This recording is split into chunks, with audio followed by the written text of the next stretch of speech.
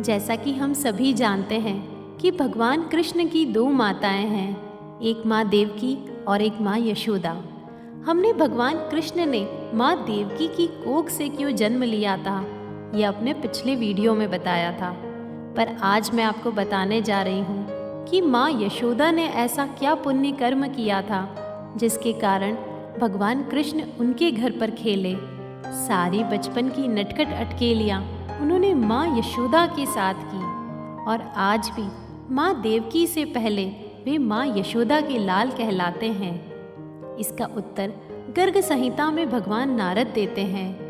नारद जी कथा सुनाते हुए कहते हैं कि 33 करोड़ देवी देवता में 8 वसु है, जिनमें से एक आकाश है जिसे द्रोण भी कहा गया है। उसकी पत्नी जिसका नाम धरा था। द्रोण और धरा भगवान विष्णु के परम भक्त थे।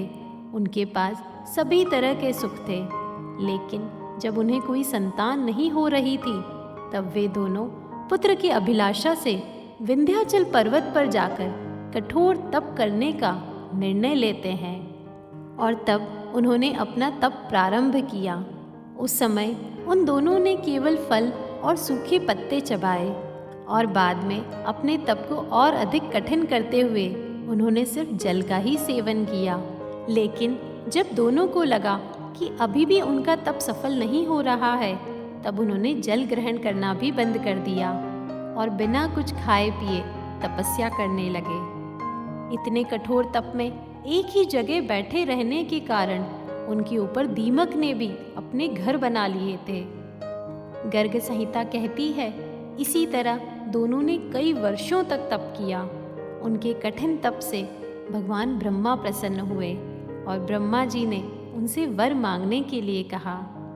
इस पर द्रोण और धरा ने कहा, हे प्रभु, हमने पुत्र की अभिलाषा में तप किया है, परंतु हम स्वयं भगवान को ही पुत्र रूप में चाहते हैं। आप ऐसा वर दे कि स्वयं विष्णु हमारे पुत्र कहलाए और हमारा चित्त, हमारा जीवन उन्हीं के साथ सदैव के लिए जुड़ जाए। ब्रह्मा जी ने उनसे कहा कि तुमने जो वर मांगा है वह अति दुर्लभ है, इसीलिए तुम्हारी तपस्या भी उतनी चुनौतीपूर्ण थी। इस जन्म में तो नहीं, पर अगले जन्म में तुम्हारी इच्छा जरूर पूर्ण होगी।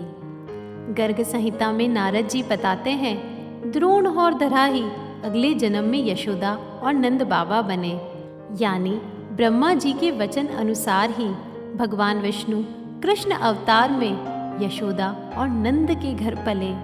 यह सब भगवान का ही खेल था कि नंद और वासुदेव घनिष्ठ संबंधी बने।